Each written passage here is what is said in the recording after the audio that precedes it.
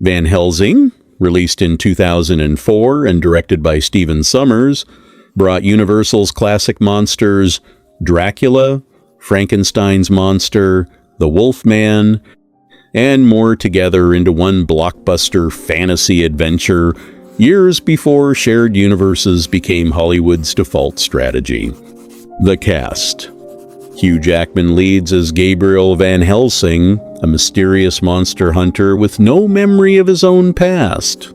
Fresh off his star-making turn as Wolverine, Jackman brought classical stage training by way of Australian theatre to the role, treating Van Helsing less like an invincible action hero and more like an Indiana Jones, James Bond hybrid, capable and skilled, but lonely and uncertain about who he really is.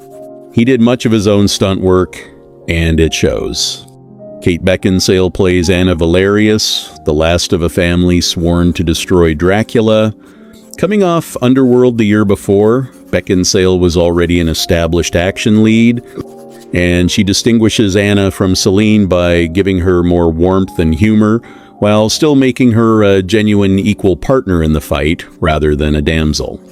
Richard Roxburgh's Dracula is the film's standout performance, theatrical, seductive, funny, and unpredictable, closer to an opera villain than the restrained, brooding Draculas of Lugosi. Lee, or Oldman. Schuler Hensley plays Frankenstein's monster under heavy practical prosthetics, and the film reinterprets him closer to Mary Shelley's original novel as intelligent and sympathetic rather than a mute brute. Story: Dracula has secretly funded Frankenstein's experiments because he needs the monster's life force to keep his own vampire offspring alive. Van Helsing, a Vatican-employed monster hunter with no memory of his past, is sent to Transylvania to help Anna and her brother Velkin fulfill their family's oath to kill Dracula. The only catch being that only a werewolf can actually kill him. Along the way, vampire brides, Mr. Hyde, Igor, a friar-inventor sidekick named Carl, and mounting hints that Dracula and Van Helsing share a history stretching back centuries.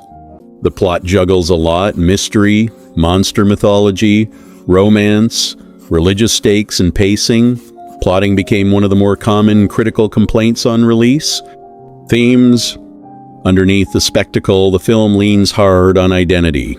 Van Helsing doesn't know who he really is. Redemption: both Van Helsing and Anna carry guilt and generational burden. Fate versus free will, and the classic appearances deceive theme embodied by Frankenstein's monster. It ends on real sacrifice. Van Helsing accepts the werewolf curse to defeat Dracula and accidentally kills Anna in the process, giving the ending more weight than the marketing suggested. Visuals and sound: shot largely on massive practical sets built at Prague's Barrandov Studios and blended with early 2000s CGI. The film has a distinct gothic blockbuster look-cool blues, blacks and silvers punctuated by warm firelight, Victorian architecture pushed to fantastical scale. Alan Silvestri's score is a genuine highlight, a bold, choir-backed orchestral theme in the spirit of his Back to the Future and Mummy work, giving the film a sense of old-fashioned adventure grandeur. Reception and legacy: Van Helsing did solid box office, especially internationally, but split critics, many of whom felt it prioritized spectacle over character and tried to cram in too much mythology at once. Jackman and Beckinsale were generally singled out as highlights. Universal hoped for a franchise that never materialized, aside from a prequel animated film and a tie-in video game, but the film's reputation has grown over time.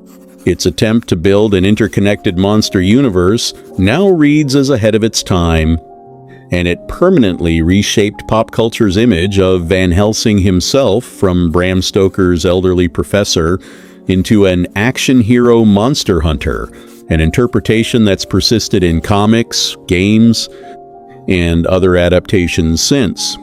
Bottom line, an ambitious, imperfect, wildly imaginative gothic adventure blockbuster, messy in plotting, but carried by strong performances, especially Roxburgh's Dracula and Jackman's Van Helsing, striking production design, and a genuinely rousing score. A cult favorite that's aged into being appreciated more than it was at release.